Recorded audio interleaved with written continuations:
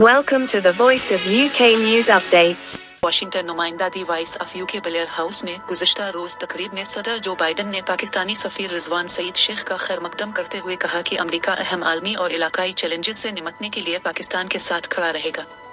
America में पाकिस्तानी सफारत खाने की जानिब से जारी प्रेस रिलीज के मुताबिक तकरीब में डिप्लोमेटिक कम्युनिटी के अरकान और अमरीकी इंतजामिया के आला हुक्काम ने शिरकत की। इस मौके पर अमरीकी सदर जो बाइडन ने कहा कि दोनों ममालिक के दरमियान पायदार शराकत दारी हमारे लोगों और दुनिया भर के लोगों की सलामती को यकीनी बनाने के लिए अहम है।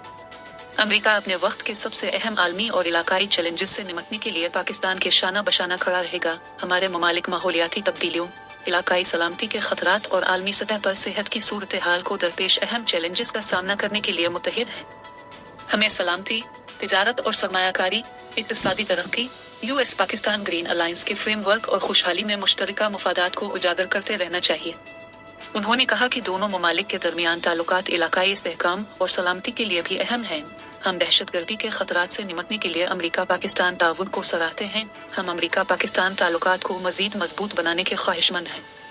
पाकिस्तानी सफीर ने अपने रिमार्क्स में सदर, वजीर आजम और पाकिस्तानी अवाम की तरफ से अमेरिका की क़ियादत और अवाम के लिए नेक ख्वाहिशात का इजहार करते हुए कहा कि दोनों ममालिक के दरमियान ताउन पर मबनी ताल्लुकात की भरपूर मीरास है और दो तरफा ताल्लुकात को मजबूत बनाने के लिए पायदार बुनियादें मौजूद हैं। अमेरिका में पाकिस्तान के सफीर रिजवान सईद शेख ने सदर जो बाइडन को मुल्क में 30 पाकिस्तानी सफीर की हैसियत से अपनी सिफारती असनाद पेश कर दें।